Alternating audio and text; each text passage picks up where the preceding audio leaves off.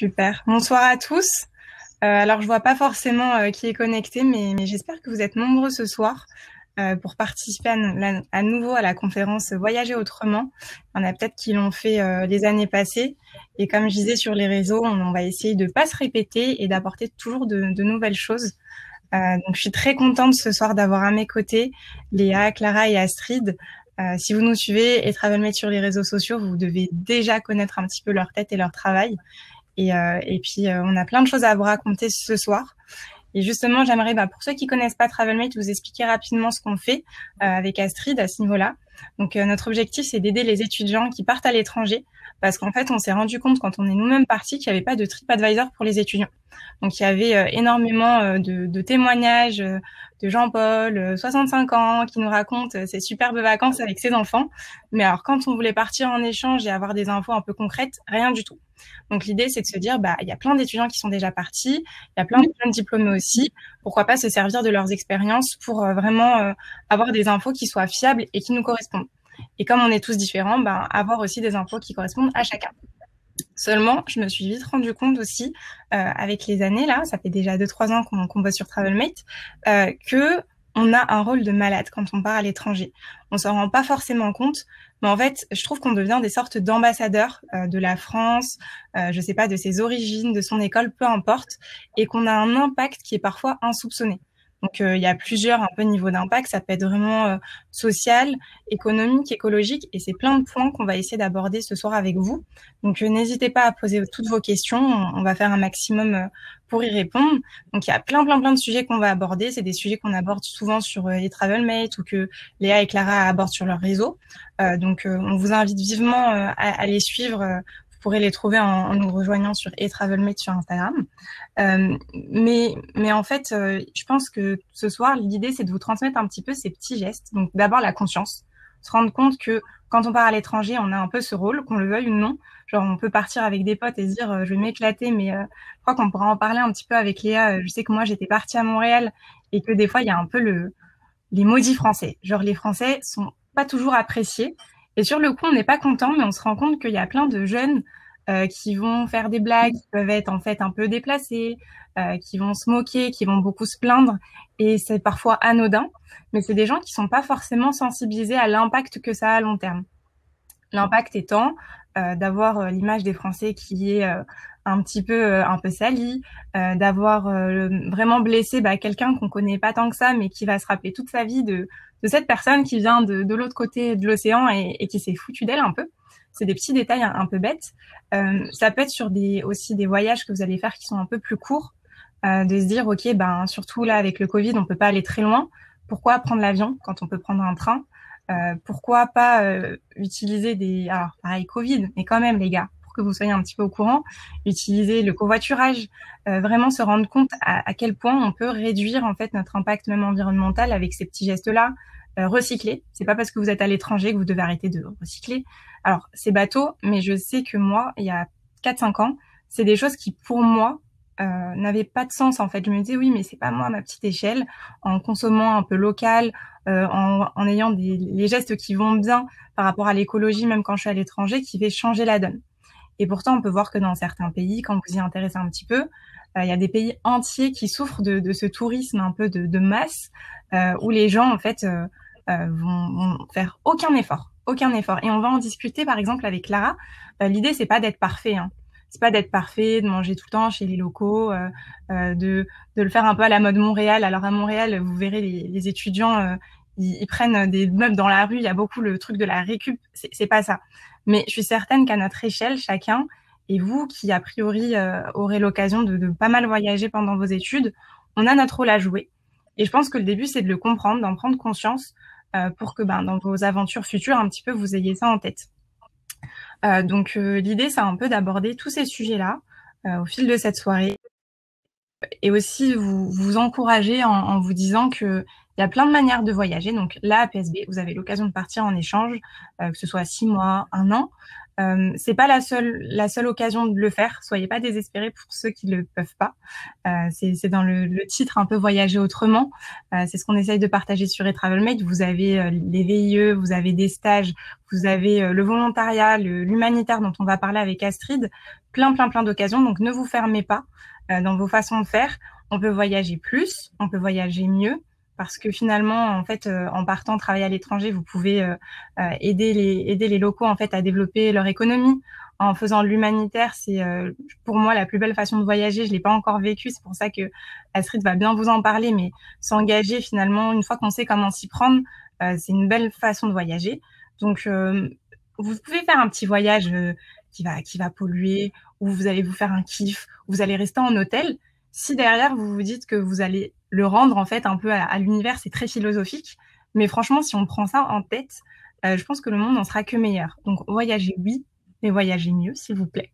Donc voilà, c'était un petit peu mon intro. Elle est très générale et je vous encourage à nous suivre sur les réseaux pour aller plus dans les détails. Mais je vais juste prendre un petit instant pour présenter les intervenantes. Donc on a avec moi Astrid Bonvarlet.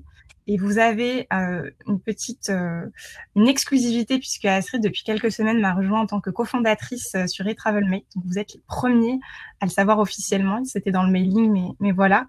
Et Astrid, qui est elle aussi une alumni de PSB, qui a été présidente de J'ai du cœur, donc l'association humanitaire, et qui a fait pas mal d'humanitaire de son côté. Donc, je pense que c'est la meilleure personne pour parler de ça ce soir. On a Clara, qui est l'une des ambassadrices de TravelMate. Et d'ailleurs, j'ai appris il n'y a pas longtemps qu'elle crée du contenu, pas encore professionnellement, mais si vous la suivez sur ses réseaux, je pense que vous allez adorer ce qu'elle fait, que ce soit à travers ses vidéos, ses articles de blog ou sa chaîne YouTube. Elle a voyagé un petit peu partout dans le monde et moi personnellement, ça me donne envie de découvrir des petites villes auxquelles j'aurais pas forcément pensé. Et même si elle s'en rend pas compte, de quand même consommer local et d'avoir ces petits gestes du quotidien. Donc avec elle, on va parler un petit peu justement de l'adaptation à la culture à travers le monde, mais aussi des problématiques comme le racisme, dont vous entendez, je pense, beaucoup parler en ce moment et qui, moi, m'énerve fortement. Donc un petit peu aborder ce sujet. Et puis on a Léa qui vit depuis maintenant des années à Montréal, qui a la particularité d'être belge, mais de bien connaître la France. Et pour moi, c'est un peu le sujet idéal de comment on s'adapte à une culture, parce que quand on est francophone, on peut penser qu'on est tous pareils, mais non. Donc, aborder un petit peu ces sujets et avec Clara comme Léa, parler aussi de tout ce qui est création de contenu, puisqu'elle crée des contenus en ligne. Donc, Léa aussi sur Instagram, YouTube. Et qu'est-ce que ça donne, parce que ce sont des métiers qu'on peut faire à l'étranger. Donc, j'espère que ce programme chargé mais passionnant va vous plaire. Donc, n'hésitez pas à poser des questions, à inviter vos potes, parce que je sens qu'ils ont un peu sous-coté cette conférence, mais ici, c'est toujours merveilleux. Donc, je compte sur vous. Et puis, je vais donner la parole à Astrid et Clara pour un petit question-réponse. N'hésitez pas à rajouter vos questions. Parfait. Hop. Clara, tu m'entends? C'est bon? Tout va bien? Oui. Très bien. Ok, parfait. On va commencer. Bonsoir tout le monde, on est hyper content d'être là aussi. Donc on va faire une sorte de petite question-réponse avec Clara, on se connaît déjà très bien, mais voilà. Donc alors Clara, je vais te laisser déjà te présenter, nous dire un petit peu ce que tu fais. Alors, je m'appelle Clara, j'ai 25 ans et j'habite à Paris. Donc comme vous le savez, l'objet de cette conférence, c'est le voyage. Donc du coup, j'ai pas mal voyagé. Donc depuis que je suis toute petite, j'ai à mon compte, je pense, voyagé dans plus de 30 pays. Voilà, après, au niveau de mon parcours scolaire, parce que vous êtes tous des étudiants, donc du coup, je vais parler un petit peu rapidement là-dessus. Donc, j'ai fait une école de commerce juste après un bac ES. Donc, j'ai pas fait PSB, j'ai fait Novancia Business School, je ne sais pas si pour certains vous connaissez, qui est située à Montparnasse, à Paris. Donc, j'ai fait un bachelor en 3 ans, donc c'est l'équivalent d'une licence. Et durant cette partie, j'ai fait chaque année des stages en France et une expérience linguistique en première année en Angleterre pour améliorer mon anglais. Alors, vous allez vous dire, mais pourquoi je voyage autant mais je parle pas bien anglais? Alors parce qu'avant, je parlais pas très très bien anglais. Je n'avais pas un très très bon niveau et je n'ai malheureusement pas eu d'opportunité pour faire des stages à l'étranger et je n'ai pas fait non plus d'échange universitaire. Donc, pour quelqu'un qui sort d'une école de commerce sans avoir fait tout ça, ça peut être impactant pour mon avenir professionnel. Du coup, ce que j'ai fait, c'est que j'ai décidé pour mon master de changer d'école. Je suis allée dans une formation purement anglophone où j'ai eu que des cours en anglais pendant mes 2 ans. Je suis allée à Rennes School of Business, c'est anciennement l'ESRN, si certains connaissent, pendant 2 ans à Rennes. Je me suis spécialisée dans le marketing digital et j'ai également fait des stages chaque année, donc un en France et un à l'étranger. Donc c'est à partir de la 2e année de mon master que j'ai eu l'opportunité de partir en échange universitaire pendant 6 mois en Chine, donc dans l'université de Wuhan. Voilà. Après cela, j'ai fait mon dernier et seul stage à l'étranger, un peu pour finir en beauté mes études en Thaïlande, à Bangkok. Voilà. Et puis bon bah aujourd'hui, je suis diplômée et je travaille actuellement en CDI depuis 2 ans dans une filiale d'une institution d'expertise comptable à Paris en tant que chargée de marketing opérationnel. Et globalement, mes missions bah, sont de promouvoir des logiciels de notre filiale sur les réseaux sociaux à travers des emailings, d'organiser des événements, voilà, des webinaires, de gérer le budget marketing en passant des bons de commande. Voilà, globalement. Et oui, donc du coup, Sarah vous a présenté un petit peu que je suis créatrice de contenu sur Insta. Ça, on va en parler après. Ouais, on aura l'occasion d'en reparler. Bah, alors, pour la petite histoire, Clara, c'est notre petite perle du confinement dernier. Je pense que quand on était tous enfermés chez nous, bah, on a pu faire des liens entre pas mal de personnes qui étaient passionnées de voyage, etc. Donc voilà, ça fait 1 an bientôt, je pense, qu'on a commencé à se rencontrer et à discuter ensemble. Je voulais savoir, quand tu me dis que tu as parlé quand tu es partie dans 30 pays, comment ça s'est fait? Parce que tu es quand même super jeune, etc. C'est pas forcément évident. Tu es partie en Asie, c'est ça? Beaucoup? Je suis beaucoup partie en Asie, mais sinon j'ai fait un peu enfin pas tous, mais voilà, beaucoup de pays en Europe. Voilà, j'ai fait un peu l'Océanie, donc en Australie. J'ai fait les États-Unis, Canada, voilà. Mais c'est surtout l'Asie où je suis partie. Ok. Et au niveau de l'adaptation culturelle, du coup, est-ce que tu t'es informée avant de partir sur les cultures que tu allais Ouais. voir et donc comment? Alors, avant de partir dans un pays que je connais pas, je m'informe toujours en amont. Donc en général, pour ce qui est des vacances, bon, bah, je regarde comme tout le monde sur Internet, voilà, sur des blogs, des forums, des articles. Mais si je me mets à la place d'un étudiant, si je pars en expat pour un stage ou pour une longue durée, pour un séjour linguistique ou un séjour, un échange universitaire, je m'informe toujours, toujours, toujours, et ça c'est important, auprès d'anciens étudiants qui sont partis dans cette destination. Et si possible, dans l'université où vous allez partir. Donc c'est à partir de là qu'ils pourront m'en dire un peu plus sur bah, la culture du pays, la nourriture, le logement, les galères rencontrées, les activités, les cours, etc. Pour moi, c'est, enfin, le meilleur moyen de découvrir une culture en profondeur, c'est de discuter directement avec des gens qui sont partis là-bas, donc avec des étudiants, des anciens étudiants. On a tout un réseau, donc c'est important de l'exploiter, ce réseau. Et tu seras aussi mentalement préparé. Donc, tu reçois des conseils, des bons plans. Et par exemple, sans ça, quand je devais partir en Chine pour mon séjour, pour mon échange universitaire, pardon, un exemple vraiment tout bête, c'est que nous, les filles, alors je vais parler cru ce soir, c'est que nous, on devait prévoir des paquets de tampons et de la cire pour s'épiler. Ah oui. Donc, vraiment des trucs genre que nous, Français, on utilise au quotidien, mais qui apparemment dans les autres pays, ce n'est pas courant pour eux. Donc, enfin, je vous jure le nombre de fois où j'ai j'ai galéré à trouver des tampons dans les magasins. Donc voilà, c'est vraiment un exemple tout bête. C'est des choses qu'il Et, faut savoir absolument, quoi, parce que sinon, c'est pas très viable. Enfin, bah ouais, voilà, et du coup tu galères, mais bon, ça fait partie aussi de l'expérience, donc c'est une belle anecdote à raconter, et voilà. Et, euh, et pareil pour la langue. Si tu sais pas parler la langue du pays dans lequel tu vas partir, enfin c'est pas grave, c'est toujours mieux car tu vas réussir à mieux te faire comprendre auprès des locaux, genre un simple bonjour, un merci, au revoir, combien ça coûte, comment je vais à tel endroit, c'est l'essentiel à savoir. Car moi par exemple j'avais des bases en chinois, mais quand j'étais partie en Chine, je me suis dit qu'avec ces bases, bah, je vais m'en sortir. Et en fait, non, parce que là-bas, ils parlent pas super bien anglais, ils parlent tous chinois. Et du coup, j'ai dû même prendre des cours de chinois en Chine pour justement m'adapter. Et voilà, et c'est comme ça que j'ai réussi à plus me faire comprendre, limite plus en chinois que en anglais. Bah écoute, bravo, parce que c'est pas évident de se faire comprendre en chinois. Et bah ouais, ce que tu disais sur le réseau de discuter avec d'autres personnes, bah nous c'est vrai que c'est ce qu'on essaye de faire avec Travelmate et c'est super important.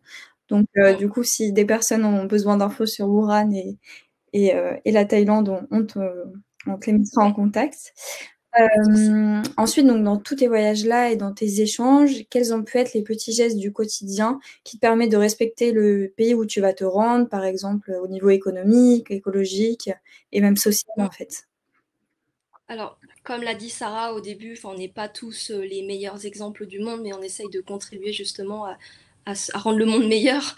Mais c'est vrai que, plus on grandit, plus je fais attention à, à mes, je fais de plus en plus attention dans mes déplacements à l'étranger, donc surtout dans un pays que je connais pas. Donc, par exemple, au niveau social, enfin, je pense qu'il faut toujours, comment dire, il faut arrêter de comparer la destination étrangère à la France. Quand tu pars, que ce soit en Asie, en Amérique latine, en Afrique, peu importe, tu vas pas forcément avoir, je sais pas, ton croissant ou ton pain au chocolat ou chocolatine pour les sudistes à ton petit déjeuner. C'est sûr que, tu es obligé, ça va nous manquer, c'est sûr, mais tu vas devoir t'adapter. Et quand j'étais en Asie, c'est vrai que ce qui me manquait le plus, c'était le fromage, hein. Le petit-déj, Donc, mais non, c'était du voilà. riz le matin. Ouais, ouais, non, C'est mais ça. c'est sûr. Et il faut être curieux et ouvert d'esprit, apprendre justement à ne pas trop rester dans la culture de confort que nous, Français, on vit, de savoir apprécier les locaux. Donc, même, même si leur façon de parler ou leur façon de manger, leur façon de s'habiller, leur façon de se comporter peuvent parfois nous choquer. Il faut se dire que ce n'est pas chez nous, mais qu'on est accueilli chez eux, à bras ouverts. Donc, il faut s'adapter à leur culture et ne pas leur cracher dessus, on va dire. Donc sinon, ça sert à rien de voyager, autant rester Ah oui, non, en France. Vous êtes heureux comme ça, quoi. je suis complètement d'accord Voilà. avec toi. Et donc, tu as déjà t'as déjà été amené à avoir vraiment un choc de culture, que ce soit pendant les échanges qui sont un peu plus longs, donc tu as le temps de voir une population qui est surtout très différente en Chine, Mm. et dans d'autres pays, il y a des points qui t'ont un peu choqué. Bah oui, bien sûr. Mais c'est pas forcément négatif parce que à chaque fois quand je voyage dans un nouveau pays que je connais pas, que j'ai jamais visité, comment dire, euh, moi en général, hein, dans un pays en Europe comme la France, l'Italie où la culture elle est très très proche, il n'y a pas de gros choc. Mais par contre, c'est vrai que si tu pars dans un pays un peu plus lointain, je parle pour moi parce que j'étais partie en Asie et je sais ce que c'est. Vu que j'étais déjà allée 2 fois en Chine avant d'y aller pour mon échange, j'étais moins choquée, on va dire. Mhm. Mais c'était toujours présent. C'est-à-dire que euh, moi, dans mes choix au niveau des universités pour mon échange, je voulais quelque chose, une ville vraiment lointaine pour être complètement dépaysée pendant 6 mois. Ça, c'était vraiment mon but. Et je voulais vraiment une destination qui me marquerait à vie. Donc, comme je vous ai dit tout à l'heure, les Chinois, ils parlent très très peu anglais et je sais que pour certains, ils apprécieraient pas trop, ils seront pas à l'aise.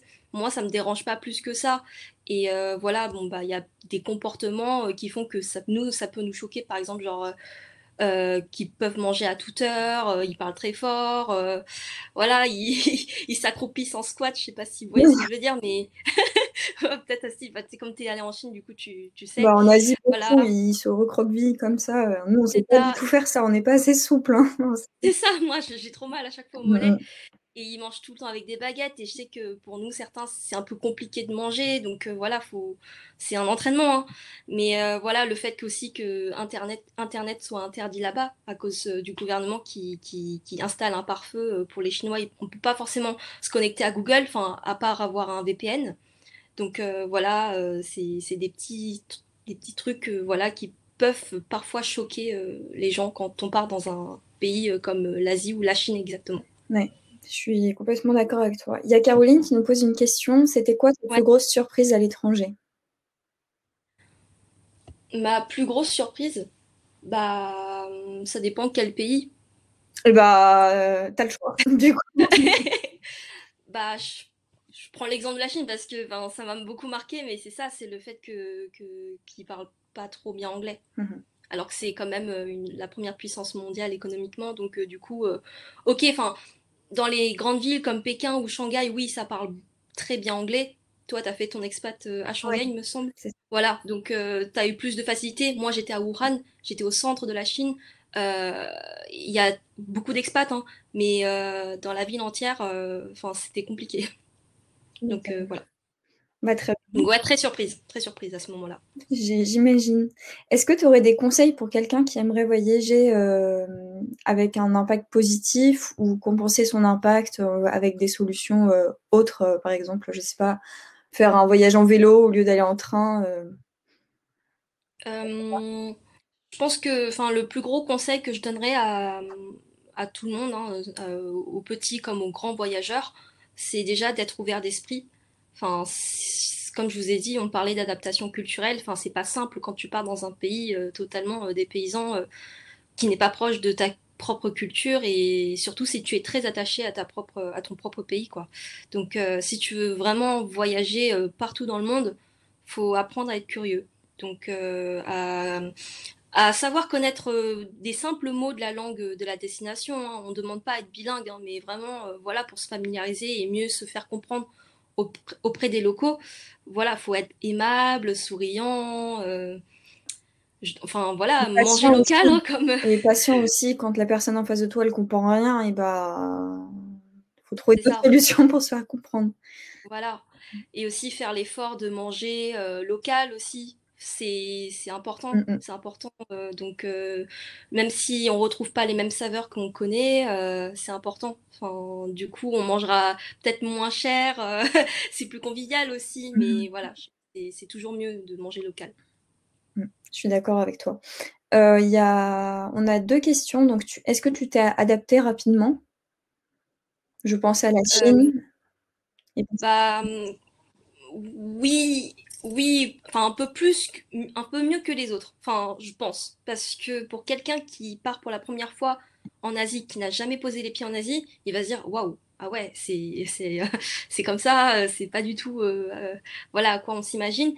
Et et moi, vu que je suis partie plusieurs fois en Asie avant de faire mon échange universitaire ou avant de faire mon stage, je connaissais déjà un petit peu, donc pour moi c'était moins choquant. Mais avant, quand j'étais petite, quand je suis partie pour la première fois en Asie, oui, c'était assez marquant. Mais c'est pas négatif. C'est pas négatif, c'est même gratifiant. très bien. Et il y a Chloé qui nous demande quel est ton plus beau souvenir en Asie?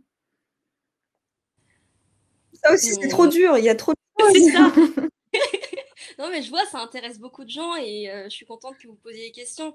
Mais bah, mon plus beau souvenir, je pense que c'est quand on voyageait en road trip, quand on faisait des road trips, quand on avait un peu de temps libre. Quand on avait moins de cours, on va dire, dans notre emploi du temps, quand on n'avait pas d'examen, on avait l'opportunité de pouvoir se déplacer dans pas mal de pays d'Asie. Donc, j'étais partie au Japon, en Corée et à Hong Kong. J'ai fait tout ça dans un premier temps. Ensuite, j'ai fait un deuxième road trip en Thaïlande, en Indonésie et au Cambodge et la Malaisie aussi. Voilà, donc j'ai fait vraiment des road trips et je pense que c'est à cette période-là où je me suis quand même aussi découverte parce que j'allais en parler à propos des réseaux sociaux. Mais c'est comme ça que j'ai pris passion, on va dire, pour les réseaux sociaux parce que je partageais en story, voilà, en post et j'aimais faire ça et je voyais que ça intéressait beaucoup de gens. Donc du coup, voilà, je pense que pour moi, ce meilleur souvenir, c'était à ce moment-là, quoi. Bah oui, donc tu vas pouvoir nous parler de ton compte. Donc tu partages depuis Oui. pas mal de temps, il me semble, plein de vidéos. Ouais. Alors, par contre, Sarah avait dit que j'avais un blog, mais j'ai pas de blog. J'ai juste Instagram. C'est pas grave. Enfin bon, une bonne façon J'aimerais de bien, divulguer mais il faut aussi. que je trouve le temps. Avec les articles que tu écris pour nous, Travelmate, Ah excuse-moi. oui. Ouais. C'est pas grave. Et du coup, mon compte Instagram, un compte Instagram et une mini chaîne YouTube où je publie, enfin, je publiais parce que en ce moment j'ai un peu arrêté parce que j'ai un manque de temps et de motivation, mais je reprendrai. Mais voilà, en tout cas, je suis beaucoup dessus en ce moment. Donc ouais, voilà, bah, comme l'a présenté Sarah, ça tourne vraiment autour du voyage. Et depuis ces derniers temps, enfin depuis surtout l'année dernière, depuis le premier confinement, je me suis un peu élargie sur mon réseau. Enfin, on va dire que je fais beaucoup plus de lifestyle aussi. J'adore manger, donc du coup, je présente pas mal de tout ce qui est bon plan, restaurant, bouffe. Donc voilà, je partage des photos et des vidéos de mes expériences. Et voilà. Ah oui, c'est une bonne solution que tu as trouvée pour faire face avec le Covid, de trouver de nouvelles choses à faire et engager ta Ouais. communauté. Donc, non, c'est très chouette. Et on a aussi remarqué que tu partageais beaucoup de choses sur ce qui se passait en ce moment avec le racisme asiatique depuis l'arrivée du Covid, où bah, il y avait des situations qui étaient inacceptables. Et donc, c'était important pour toi d'en partager. Donc là, si tu veux toucher quelques mots aux étudiants ce soir pour les sensibiliser aussi, c'est Ouais, bien à sûr. toi. Bien sûr, enfin, pour une petite information, moi j'ai des origines asiatiques, donc je suis chinoise et vietnamienne. Donc j'ai personnellement, quand je voyageais, j'ai pas subi de racisme, on va dire. Enfin, j'ai pas subi de mots violents. Peut-être parce que j'étais partie longtemps en Asie et du coup, on me confondait logiquement avec une locale, on va dire. Mais c'est vrai que en France, c'est différent. En France, j'ai pas subi de violence, mais c'était plus des remarques un peu blessantes envers la communauté asiatique. Donc enfin, pareil, je vais parler cru, mais c'est des mots blessants comme, comme je sais pas, ni hao ou konnichiwa dans la rue, alors qu'ils savent rien sur mes origines. Parfois, on m'a appelé Katsuni, on m'a appelé Puka, enfin, Ching Chong Chong, des trucs comme ça. Et c'est des phrases anodines, mais qui peuvent être blessantes. Et voilà, et ouais, ça peut blesser. Et ça, c'est plus des remarques qui sont faites en France plutôt qu'à l'étranger, quoi. Donc, voilà. Très bien. Bon, il faut qu'on condense un petit peu, donc je pense que tu vas pouvoir aussi repartager d'autres informations à ce propos sur ton compte. On Ouais. a quelques questions. Donc, en ce qui concerne le choix des destinations, je pense que tu en parles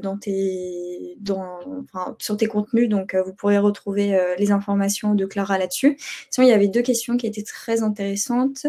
Donc, la première, on va rester sur le racisme asiatique. Donc, c'est comment le vis-tu en tant qu'asiatique en France, tout ça? La question, c'est comment le vis-tu? En tant qu'asiatique, on parlait du racisme.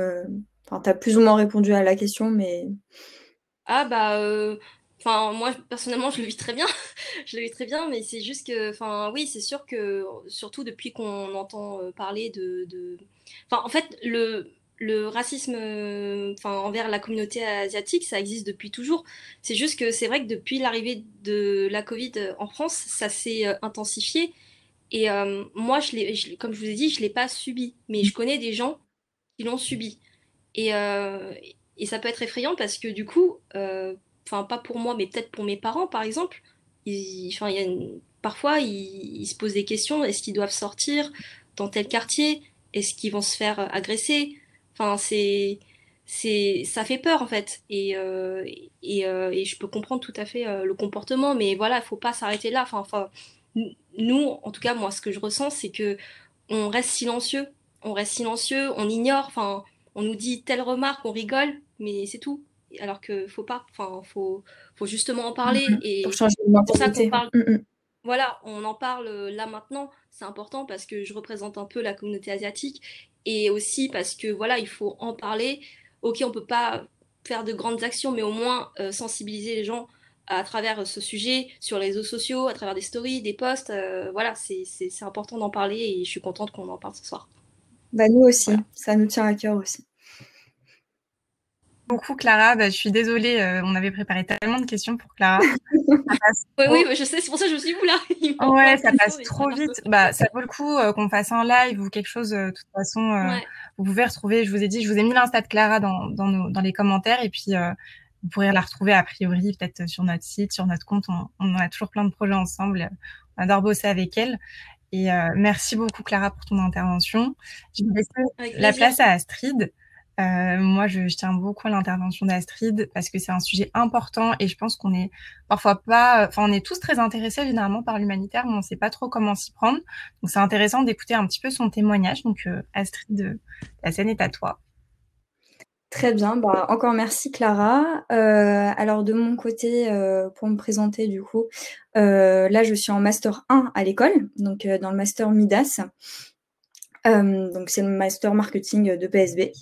Et en fait, quand j'avais 17 ans, je suis partie pendant 15 jours au Bénin avec ma famille, s'occuper de 130 enfants dans un orphelinat dans le nord absolu du Bénin où il n'y avait rien du tout. Et en fait, on est arrivé là-bas et les enfants étaient complètement laissés à l'abandon. Ils souffraient tous de malnutrition. Ils avaient terriblement aussi besoin d'amour parce qu'ils étaient juste seuls là. Ils avaient tous entre 18 mois et 16 ans. Il y avait même les plus grandes jeunes filles qui étaient enceintes avec des bébés. Enfin, donc vraiment, c'était un petit peu la misère pour tout vous dire. Donc moi, ça m'a beaucoup choquée, cette expérience. J'en parle encore aujourd'hui avec un petit peu d'émotion, donc c'est normal si ma voix elle tremblote. On a essayé de divertir ces enfants. C'était leur période de vacances à ce moment-là. Donc nous, on est vraiment venus avec... on est arrivé avec 9 valises, donc on est 5 dans ma famille, donc on avait tous pris énormément d'affaires. On a pris tous nos jouets quand on était enfant.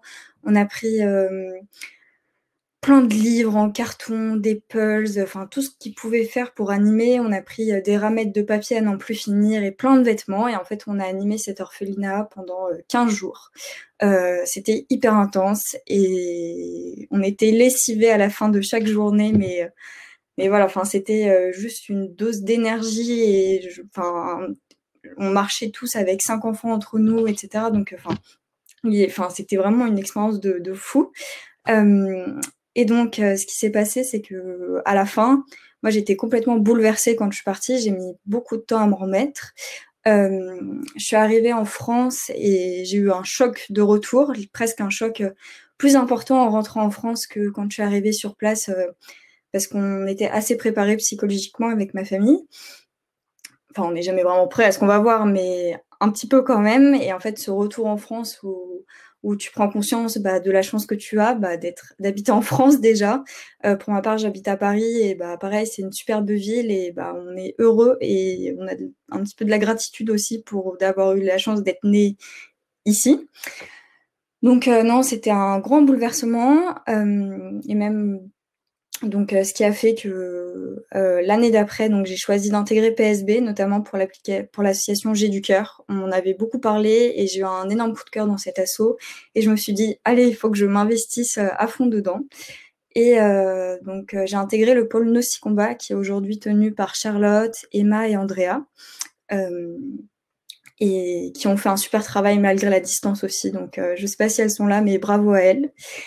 Et donc, je me suis beaucoup investie. J'ai essayé de chercher des fonds parce que ce qui est important quand on part, c'est aussi les sous qu'on apporte. Il ne faut pas se leurrer. Et donc, j'ai pu partir à la fin de ma première année pendant 1 mois à Madagascar. Donc, c'était une expérience tout à fait différente. Il y a eu moins de choc parce que c'était un petit peu moins la misère sur place. Mais c'était quand même bouleversant. On est resté donc 1 mois sur place avec des étudiants de PSB, donc c'était pas du tout le même contexte non plus. On n'a pas fait du tout les mêmes choses. Là, je suis allée aider pour apprendre le français et en même temps voir en fait tout le développement d'un village. Et le but de ce projet, donc c'est le projet Nossi Combat, c'est vraiment que le village devienne autosuffisant. Donc ça, c'est hyper important et pour voyager autrement, c'est d'autant plus important. Donc c'est comment en 20 ans développer un village pour que il n'y ait pas besoin de volontaires qui soient là tout le temps et que la population arrive à avoir un certain ordre, à avoir un métier et à avoir des revenus qui permettent chacun de pouvoir se développer. Donc pour vous donner une petite, pour que vous voyez un petit peu, la personne qui a monté ce projet est arrivée il y a 20-25 ans. À l'époque, il y avait 70 personnes dans le village et tous les enfants mouraient très tôt. Il y avait énormément de maladies alors que le village est implanté sur une île. Donc, en fait, il y a les poissons qui sont là, il y a l'eau. Donc, ça, c'est hyper important parce qu'il n'y a pas du tout de sécheresse. Et il y avait vraiment un terrain qui était exploitable et fertile pour faire des plantations. Et donc, ils ont réussi à faire tout ce système-là et à avoir un vrai impact qui est sur le long terme, parce que souvent, les voyages humanitaires, tu es là, mais c'est temporaire, quoi. C'est hyper réduit. Nous, on est resté que 15 jours au Bénin et bon, les enfants, ils se souviennent certainement encore de nous, mais on n'a pas eu un impact sur le long terme. On leur a fait plaisir sur un instant T.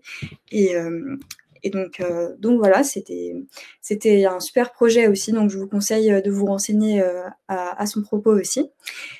Et donc, suite à ce voyage, donc à Nosti Combat, je suis devenue présidente de l'association J'ai du cœur.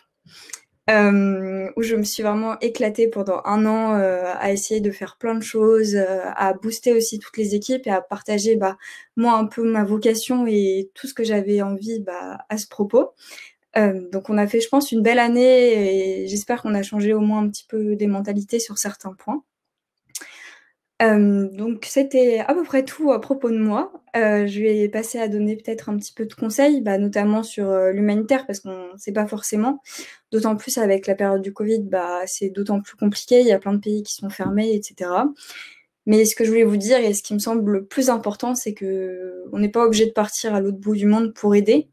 C'est même, il y a des gens qui sont dehors, peut-être dans votre rue, qui ont besoin d'aide. Donc, si aujourd'hui vous voulez vous engager et commencer à faire un petit peu d'humanitaire ou à être volontaire, il y a plein d'associations étudiantes. Il y a l'association J'ai du cœur.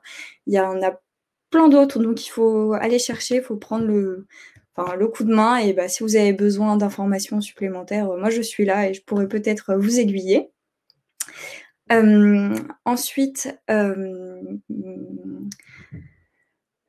Ensuite, donc pour si vous partez à l'étranger bientôt, et j'espère que ce sera votre cas aussi, il y a aussi la possibilité de faire des journées pendant vos échanges de l'humanitaire. Je sais qu'au Vietnam, ça se fait beaucoup, s'il y en a qui partent à Saigon l'année prochaine ou à Hanoï. Vous pouvez très bien aller c'est à 1 heure de route, aller dans un orphelinat et apporter votre aide à plein d'enfants. Et j'imagine que vous apportez aussi peut-être de la nourriture. Je ne sais pas du tout comment ça fonctionne, mais je sais qu'il y a plein d'étudiants qui l'ont fait. Donc, de la même manière, renseignez-vous parce que c'est possible et c'est possible d'agir à votre échelle et vous recevrez tellement d'amour et vous apporterez tellement et vous changerez pour une journée la vie de plein d'enfants. Donc, foncez. N'hésitez pas vraiment à nous contacter parce que là, je pense que l'important, c'est vraiment d'écouter l'histoire d'Astrid. La preuve en est qu'à notre échelle, quand on est étudiant, on peut faire plein de choses. Et si jamais ça vous fait peur parce que Astrid, elle vous dit, je sais pas comment ça se passe, Astrid, elle a plein de contacts, elle va pouvoir vous donner des petits noms, des gens qui vont vous expliquer étape par étape, parce que je sais qu'il y en a qui ont un peu peur et quand on leur dit pas vraiment, alors t'appelles tel numéro, tu fais ça et après tu fais ça. TravelMate, c'est fait pour ça. C'est fait pour les petits détails, stopper les petites peurs, vraiment dépasser ces peurs pour s'éclater premièrement, parce que je pense que dans l'humanitaire on s'éclate. On le voit quand Astrid nous en parle, même si c'est vrai que des fois c'est aider des gens à un moment T, ça fait la différence et ça nous construit et ça nous aide. Et puis effectivement, pas oublier les temps de Covid. Et puis vous-même, je sais qu'il y a toujours les clichés d'écoles de commerce. Oui, les écoles de commerce, il n'y a pas de gens qui ont des problèmes. Peut-être que vous aussi, vous avez peut-être des problématiques. N'hésitez pas à nous solliciter pour qu'on vous renvoie vers des assos. En tout cas, nous on est là pour ça. On parle beaucoup de voyages, mais on est surtout là pour les étudiants. Donc vous nous envoyez un petit DM sur Insta et on vous répondra avec plaisir. Et merci beaucoup Astrid, en tout cas pour ton témoignage. On va passer à celui de Léa. Je vois plus Léa, donc je sais pas si elle va nous rejoindre. Je vais attendre une petite minute. En attendant, si vous avez des questions pour Astrid, c'est le moment. Je sais que il y a Léa. Pour Astrid, c'est le moment, et sinon on passe à Léa. Bon, tout le monde te félicite. Donc, merci. Bonne soirée. Merci Astrid. Coucou Léa. Coucou, je suis toute chamboulée par le témoignage de Astrid. Ouais, franchement. C'est vraiment un beau témoignage, genre bravo. Ouais, j'adore l'écouter. Franchement, je pourrais l'écouter à chaque fois et c'est motivant. Et moi, j'ai toujours pas fait d'humanitaire et j'ai qu'une hâte, c'est le faire. Mais comme disait Astrid, il y a des choses à faire devant chez nous. Il y a des maraudes. Ça peut être quand vous allez au boulot, à l'école. Des fois, vous croisez les mêmes gens qui sont dans le besoin et pensez à eux, leur prendre, je sais pas, un sandwich en plus. C'est des petits trucs bêtes, mais n'hésitez pas. Écoute Léa, on va passer un petit peu à toi et je te laisse te présenter. Tu feras mieux que moi tout à l'heure. Bonjour, merci beaucoup de m'accueillir pour cette conférence. Je m'appelle Léa, j'ai 21 ans.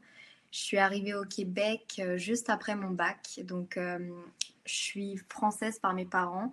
Donc, j'ai la nationalité française et belge parce que je suis née en Belgique. Et à 18 ans, j'ai décidé de venir étudier les neurosciences cognitives à Montréal.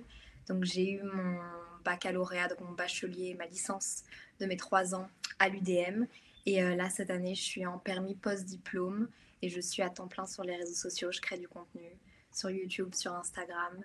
Et voilà, donc ça fait 4 ans que je suis au Québec. Oui, 4. Presque. Je crois que j'ai dit 3. Déjà, je vous invite à aller suivre Léa. Donc, j'écrirai parce que j'arrive jamais à dire ton nom, mais c'est Léa JPL. Ouais, Léa JPLF. Voilà, tu vois. Mais non, Léa, elle fait beaucoup de contenu maintenant sur Montréal. Donc, pour ceux qui ont envie de partir, qui hésitent encore, nous, on adore vous conseiller d'aller voir des créateurs de contenu. Et Léa, vous allez vous sentir à Montréal. Donc, n'hésitez pas à aller la suivre directement sans attendre qu'elle raconte son histoire. Mais justement, moi, Léa, j'aimerais bien savoir un petit peu, vu que tu as la biculture française et belge et que tu es partie au Québec, bah, est-ce que tu as vu vraiment des grandes différences entre ces 3 cultures et si oui, lesquelles? Mais c'est sûr que c'est facile de s'adapter à Montréal, au Québec en général. Déjà, la langue est la même. La majorité des gens, la langue la plus présente est le français. Donc, c'est très, très, très facile. Mais c'est sûr que quand tu m'as posé cette question, ce qui me vient en premier lieu en tête, c'est la sympathie des gens, l'ouverture d'esprit, la bienveillance qui est vraiment présente.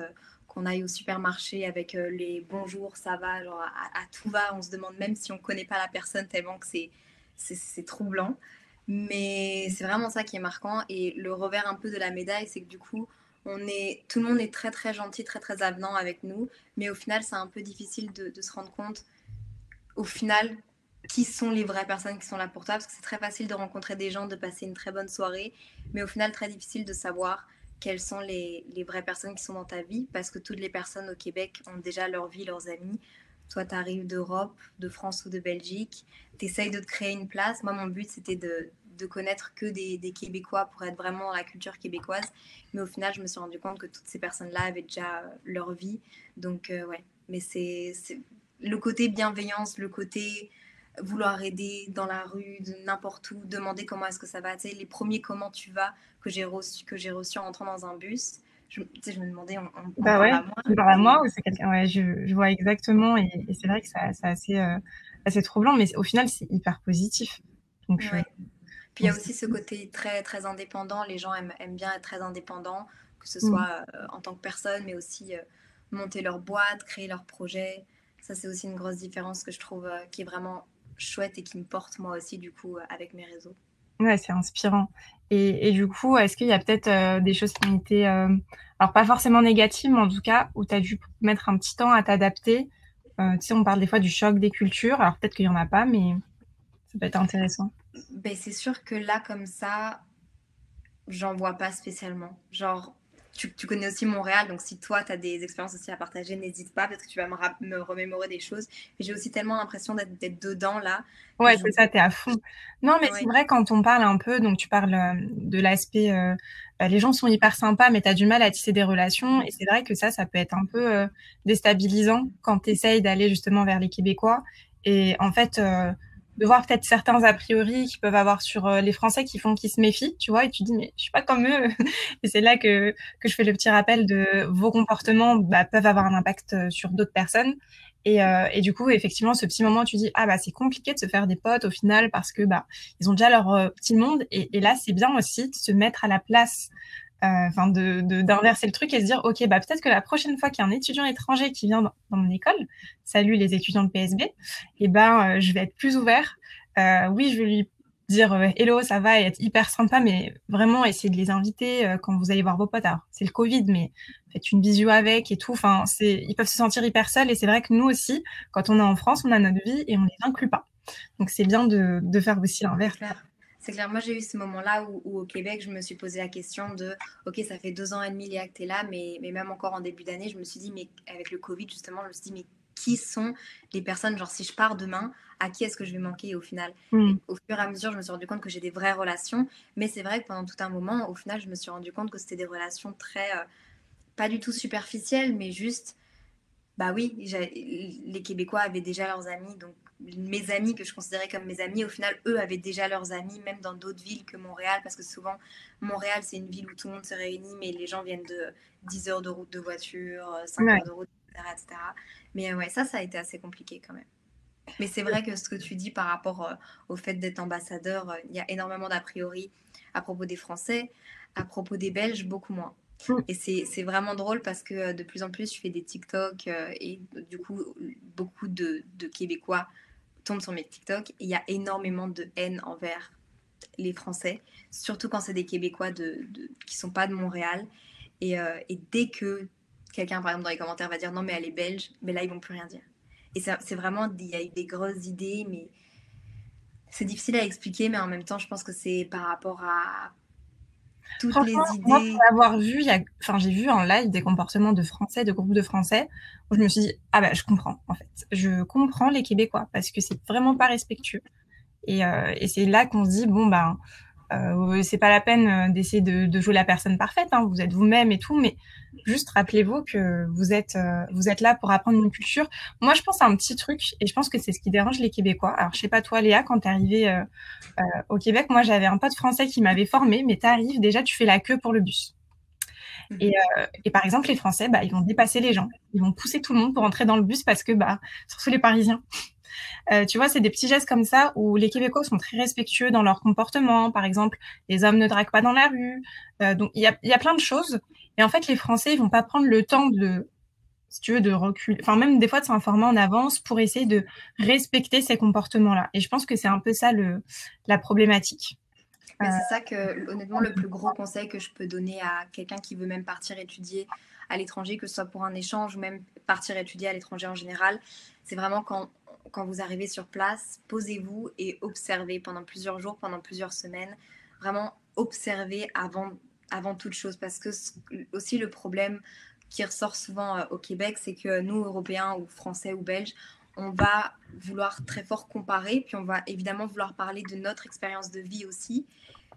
Sauf que on est tout le temps à comparer, ah non mais ceci, ah non mais c'est mieux ça, ah non non non, alors que on n'est pas là, au final on n'est pas là pour faire une comparaison entre deux cultures, on est vraiment là pour s'immerger dedans et juste vivre le moment présent.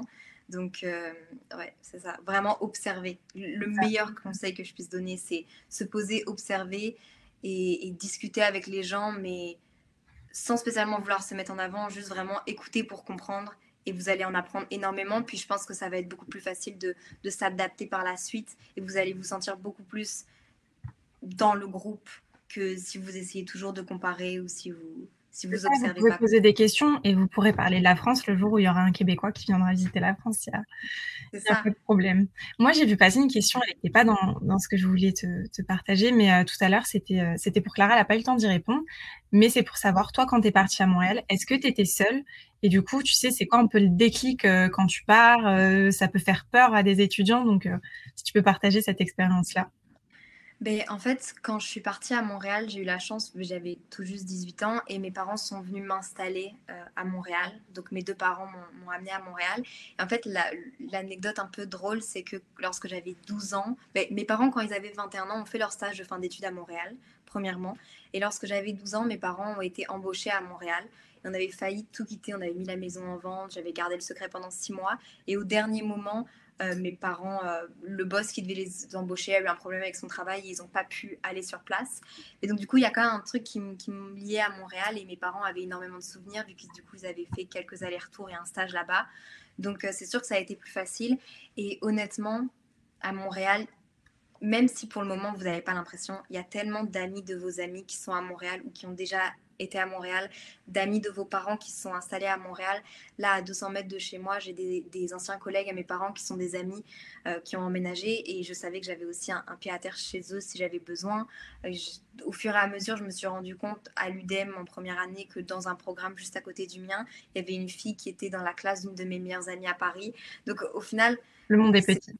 le monde est petit. Ce qu'il faut juste, je pense, faire, c'est vraiment savoir quelle expérience est-ce qu'on veut vivre à Montréal. Parce que moi, mon but, c'était vraiment de rencontrer des Québécois, de comprendre la culture, etc., etc. Il y a des gens qui restent très forts en groupe et je pense que c'est aussi pour ça. Mais en fait, il y a énormément de Français qui vont rester en groupe Mais il y a aussi du fait que les amitiés sont différentes, le rapport aux gens est différent, le temps qu'on donne au social versus à l'école est différent pour les Québécois et les Français, ce qui fait que finalement les Français se retrouvent ensemble. Moi, même si j'avais dit que je voulais juste rencontrer des Québécois, au final, je me suis très vite retrouvée à être juste avec des Français parce que notre façon d'interagir avec les autres est différente. Aussi parce que nous, on n'a pas de famille, donc du coup, on se crée notre propre famille. Puis qui est là pour nous le soir à 22h, bah, on va dans les colloques des autres et donc du coup, c'est Ouais, un peu un des cercle. expats. Donc, comme quoi, on peut tout à fait s'intégrer, comprendre la culture, rester avec des Français du moment qu'on est un peu ouvert d'esprit, qu'on est attentif aux autres. Ça se complète pas mal. Moi, j'avais une dernière petite question sur cette intégration à Montréal. J'ai vu que tu partageais beaucoup tes consommations de produits locaux, de vintage et tout. Et c'est vrai que moi, c'est quelque chose qui m'avait marqué à Montréal et que j'avais adoré. C'était cette culture-là un peu de réutiliser, tu vois, les choses. Genre là, en France, on vient de se rendre compte que les applis comme Vinted et tout, c'était cool. Sauf qu'à Montréal, ça fait des années. Je suis partante que tu nous partages un petit peu ta vision de ta consommation, quoi. Ben, il y a ce truc au Québec qui est très fort autour de l'entrepreneuriat. J'ai l'impression même plus facile de lancer son entreprise, de starter un business. Donc, il y a cette envie aussi de vouloir aider. Moi, au début, je voulais aider des amis qui se lançaient parce que je me suis du coup fait beaucoup amie avec des gens du Québec. Et donc, j'ai compris que c'était vraiment normal de lancer son business, de se lancer. Même ici, les gens en général disent on va prendre une chance, alors qu'en Europe, on dit on va prendre un risque. Même ici, genre, les banques vont plus facilement aider les entreprises à commencer si tu as déjà raté 2-3 entreprises que c'est ta première, par exemple. Donc, il y a vraiment ce truc-là d'entrepreneuriat. Et donc, ça donne aussi envie d'aider. Donc, moi, je me suis pris une passion, c'est d'aller dans un maximum de cafés à Montréal et donc d'aider des petits torréfacteurs locaux, de consommer du café local. Puis pareil, avec Gab, on a trouvé plusieurs meubles dans la rue, parce qu'il y a un groupe Facebook à Montréal où toutes les minutes, il y a un meuble qui apparaît, toutes les heures, il y a un meuble qui apparaît avec le croisement des rues, et vous pouvez aller le chercher, premier arrivé, premier servi. Moi, j'ai retapé un meuble sur une vidéo YouTube la semaine dernière, c'est celui qu'on avait trouvé dans la rue. Donc, ouais, puis c'est vraiment l'envie aussi de faire marcher l'économie locale et de faire marcher des petits business, entre guillemets. Je trouve que c'est gratifiant pour les autres et pour nous aussi, pour nous-mêmes, d'aider d'autres personnes. Quand je vais prendre mon café au coin de la rue, je suis tellement plus heureuse et j'ai l'impression d'en apprendre tellement plus et de plus discuter avec une personne et de m'enrichir même intellectuellement que si, par exemple, je vais dans un grand truc de café comme au Starbucks ou des choses comme ça. Ouais. Moi, c'est quelque chose qui m'a marqué aussi à Montréal. Hein. C'est peut-être aussi parce que finalement, les gens sur place, ils partagent beaucoup, ils te racontent leur histoire, ils sont hyper souriants.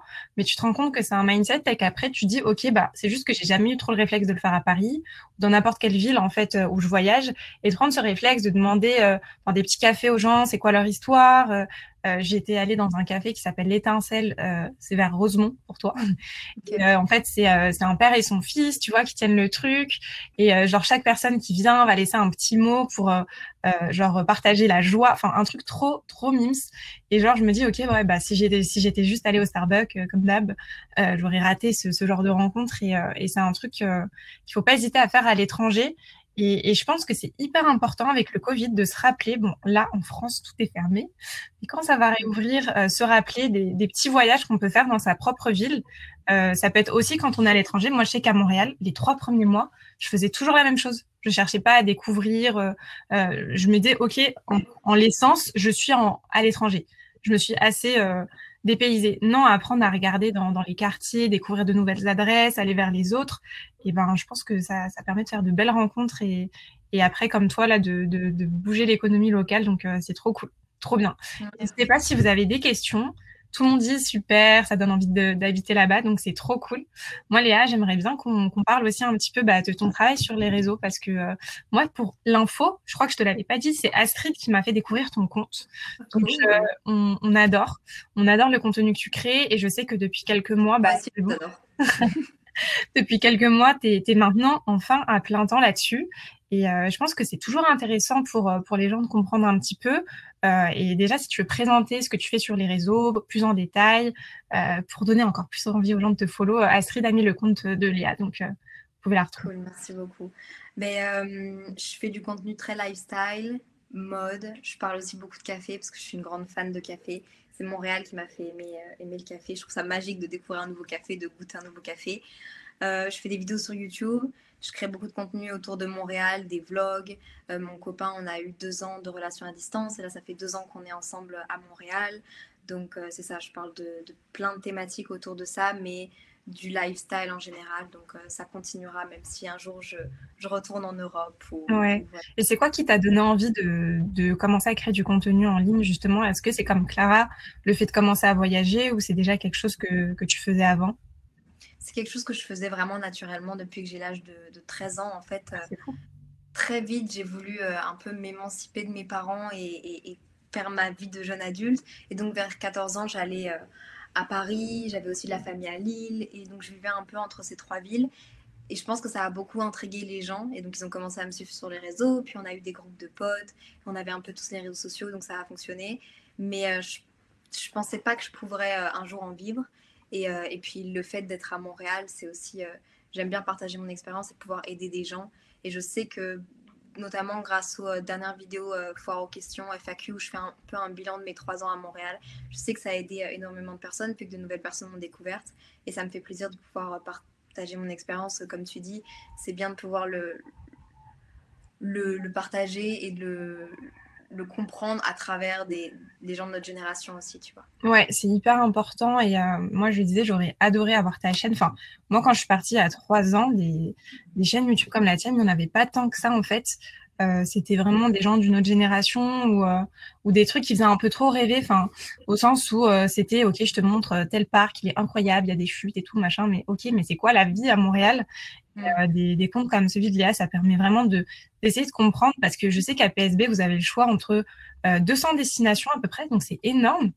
Et donc se dire, OK, est-ce que je me verrais là-bas en regardant justement ce genre de contenu, en fait. Je pense que ça a bien plus d'impact. Je pense que tu t'en rends même pas compte à quel point ça peut avoir un impact sur ceux qui veulent partir et les encourager, quoi. Donc c'est hyper cool. Ça me fait plaisir. C'est vraiment le but, montrer un peu sans filtre comment est-ce que c'est à Montréal, autant l'hiver, ce qu'on peut faire, que les différents quartiers, tout. Alors, il y a un sujet que je voulais aborder parce que on l'a abordé il n'y a pas longtemps sur nos réseaux sociaux, mais je ne sais pas si tu le sais, Léa, mais depuis que tu crées du contenu professionnellement, tu es ce qu'on appelle une digital nomade. Ouais. Une digital nomade, les gars, c'est quelqu'un qui peut travailler de n'importe où dans le monde parce que justement, son boulot, ça va être totalement en ligne. Donc là, dans le cas de Léa, vu qu'elle crée du contenu sur Internet, elle peut travailler de partout. Mais ça peut être aussi être designer, créer des sites Internet, être community manager. Il y a plein de métiers. On a fait un live sur le sujet il y a pas longtemps. Mais moi, je suis partante de savoir un petit peu c'est quoi de bosser un petit peu, d'être son propre patron, de bosser d'où on veut. Est-ce que tu as des petits conseils aussi à donner à ceux qui aimeraient avoir ce style de mode de vie? Parce que ça permet d'être où on veut à l'étranger. Là, il n'y a pas longtemps, tu dis, OK, est-ce que je reste à Montréal? Est-ce que je vais autre part? Tu as le choix, ça ne changera pas ton travail finalement. Ouais, c'est vrai. Mais moi, j'ai aussi la chance en fait d'avoir une agent à Paris avec qui je travaille et ça m'assure quand même un bon lien entre guillemets en tant que créatrice de contenu. Il y a aussi tout ce qui est échange de colis, collaboration, etc., etc. Et donc c'est quelque chose que je dois recevoir physiquement et c'est plus facile d'avoir quelqu'un qui peut me représenter à Paris parce que ça convainc aussi un peu les marques de faire le pas de travailler avec moi. Mais ouais, le conseil que je pourrais vous donner, c'est lancez-vous. N'hésitez pas à vous mettre des horaires aussi. Des horaires, mais à vous laisser du temps quand même pour vivre. Parce que moi, je sais que par exemple, ma 4e année à Montréal, je la passe à créer du contenu, mais mon but, c'est aussi de vraiment profiter parce que j'ai été enfermée dans mes études à l'Université de Montréal qui ont été énormément prenantes pendant 3 ans. J'ai vu pratiquement que des bibliothèques et là, j'avais vraiment envie de pouvoir profiter. Donc, fixez-vous des horaires, mais pas trop... Ne vous restreignez pas trop parce que le but, c'est quand même de vivre et de profiter de votre expérience. Mais juste lancez-vous. Ouais, faut oser pour ce genre de métiers qui sont un peu atypiques et qui permettent de pas mal bouger, que ce soit être créateur de contenu. Bon, ça c'est très compétitif quand même, faut pas se le cacher, faut énormément de travail. Alors, je pense pas qu'on soit avec des personnes qui se disent qu'être créateur de contenu, ça n'est pas travailler. Je pense que on a évolué. Non, c'est beaucoup de boulot. Mais si c'est quelque chose qui vous passionne, c'est une solution en fait pour voyager. Donc pourquoi pas. On a Adrien qui demande, est-ce que c'est facile de trouver un job à Montréal depuis la France, selon toi? Honnêtement, je ne vais pas faire semblant que je m'y connais énormément, mais je pense que non. En ce moment, en tout cas, je pense que c'est très difficile. Ça devient d'ailleurs de plus en plus difficile de venir s'installer à Montréal, que ce soit même avec des PVT ou même en post-diplôme de demander la résidence permanente. Ça devient de plus en plus difficile. Il y a des nouvelles lois qui sont passées là en juillet. Donc je pense que c'est pas si facile que ça. Si vous avez l'occasion d'y aller avec un échange universitaire ou si vous voyez une offre d'emploi et que ça vous tente, sautez sur l'occasion parce que je pense que c'est quand même de plus en plus difficile. Montréal est de plus en plus prisé. Et donc du coup, ouais. Mais si vous avez des plans, tentez-les. C'est vrai qu'à Montréal, ils aiment bien vite vous rencontrer. Moi, je sais que pour un stage, j'avais passé quelques entretiens. Ils veulent assez vite vous rencontrer. Mais ça, je vous le dirais plutôt sur mes réseaux perso de foncer. En fait, si vous voulez un job, ne vous arrêtez pas. Et s'il faut harceler la personne qui a mis l'offre d'emploi, harcelez-le. Parce que je pense que c'est pas commun des candidats qui montrent vraiment une attention pour un poste. Donc, il faut vraiment oser et essayer. Bon. C'est hyper cool. Si vous avez d'autres questions pour Léa, n'hésitez pas. Moi, je suis hyper contente, en tout cas, de t'avoir reçu ce soir. On avait déjà fait un petit live, c'était très sympa. Là, c'était plutôt d'autres sujets. Mais si on peut un peu finir cette soirée ensemble, déjà, je vous remercie à tous d'avoir participé à cette conférence. Je vous disais, elle me tient beaucoup à cœur. On n'a pas forcément abordé tous les sujets que j'aurais aimé, mais je vous promets, on le fera sur Instagram. Mais si on a quelque chose à retenir, c'est voyager, c'est merveilleux. Je vous encourage à le faire. Il y a le Covid, mais vous le savez, certains d'entre vous, là, vont quand même avoir l'occasion de partir. Faites en sorte que cette expérience soit inoubliable. N'ayez aucun regret. Essayez d'en profiter un maximum dans votre rapport aux autres, vos rencontres. Essayez de compenser les impacts négatifs que vous pouvez avoir en prenant l'avion, quoi que ce soit, avec la possibilité. Moi, je sais qu'à Montréal, j'utilisais le site Turo. On était plusieurs étudiants à partir dans la même voiture plutôt que de partir chacun de son côté, en fait. Donc, au lieu de partir à 3, on partait à 5, 6 avec la même voiture. Ça peut être prendre le train plutôt que de prendre la voiture pour cette fois. J'avais pris le bus pour aller à New York au lieu de prendre l'avion. C'est des petits détails qui en plus permettent de gagner des sous. Donc, quand on est étudiant, c'est encore mieux. Donc, n'hésitez pas à vous informer. Vous êtes à notre échelle, on est tous capables de faire des petits actes. Astrid a dit avoir des gourdes, mais ça, hyper important à Montréal. Contrairement à la France, ils ont des petites fontaines partout, mais personne se balade avec des bouteilles en plastique. Enfin, il n'y a même pas de bouteilles en plastique à l'université. De l'eau plate, en tout cas, ça n'existe pas. C'est les fontaines et tant mieux. C'est ça. À Montréal, c'est vrai qu'on n'en a pas beaucoup parlé, mais je trouve que c'est une ville qui est quand même un exemple pour tout ce qui est écologie. En fait, moi, il y a plein de petits gestes que je voyais qui étaient vraiment ancrés chez les Montréalais, contrairement à Paris en tout cas. Donc, n'hésitez pas à vous informer parce qu'on a tous notre rôle à jouer dans tout ça. Je ne sais pas si Astrid déclaration là, si vous voulez remonter sur scène pour dire un petit coucou. Alors, pour LinkedIn, Astrid, alors ça dépend qui tu veux suivre sur LinkedIn, mais je vais te mettre le mien et puis au pire, tu nous envoies un petit DM sur Instagram. Notre Instagram, c'est @travelmate. Et voilà, merci beaucoup Clara, Léa. Vous avez un petit mot peut-être pour la fin, si vous voulez rajouter un truc, n'hésitez pas. Moi, je dirais juste soyez avides d'apprendre et de rencontrer les autres et apprendre sous toutes ses formes. Je pense que c'est ça, voyager aussi. Et peu importe la façon dont vous voyagez, je pense que si c'est ça vos motivations, ça peut que être chouette. Clara, je ne sais pas si tu veux rajouter un petit truc. Vous avez tout dit, je rejoins complètement Léa. Voyager, c'est une véritable leçon de vie. Donc, peu importe la destination où vous allez apprendre plus de choses, limite plus qu'à l'école. Donc, du coup, voyager. Un truc que je disais en créant Travelmate, d'ailleurs j'ai eu l'idée de Travelmate à Montréal, c'était que le voyage, c'est pas forcément où on va qui est important, mais c'est les rencontres qu'on va faire sur son chemin. Et ça, vraiment, je m'en suis rendu compte. Je suis allée dans des endroits de fou avec des gens avec qui ça s'est très mal passé. Du coup, c'était horrible. Je suis allée dans des endroits pas incroyables, mais avec des gens de fou. Donc, vraiment, essayer de favoriser les rencontres. Moi, je sais que par exemple en cours, on avait Félix, c'était un Espagnol et il parlait pas un mot français. Je parlais très mal anglais et on lui a proposé sur un coup de tête de venir visiter un parc en fait naturel avec nous. Et en fait, Félix, en bout de 3 mois, il a appris le français grâce à nous. On a fait les meilleures sorties, les meilleures soirées, les meilleures ce que vous voulez. C'était une super belle rencontre. Donc, allez vers l'inconnu, soyez sympa, restez pas juste entre vous. C'est le moment ou jamais quand vous êtes à l'étranger. Donc, voilà. Et après, essayez d'appliquer tout ce que vous aurez appris et osé à votre vie de tous les jours. Et je pense que ce sera la meilleure chose. Ouais, puis les personnes que vous rencontrez, c'est des clés et des contacts pour toute votre vie, peu importe d'où ils viennent. Donc même si vous rencontrez quelqu'un en France qui est en échange, c'est super important d'être ouvert à l'autre. Donc voilà. Parfait. Super, et bonne soirée à tous. Julie, j'imagine qu'on quitte la scène pour clore cette conférence.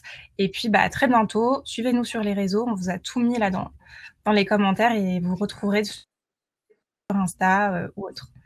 Bonne soirée les filles. Merci beaucoup. Bonne soirée. Bye bye. Merci. Salut.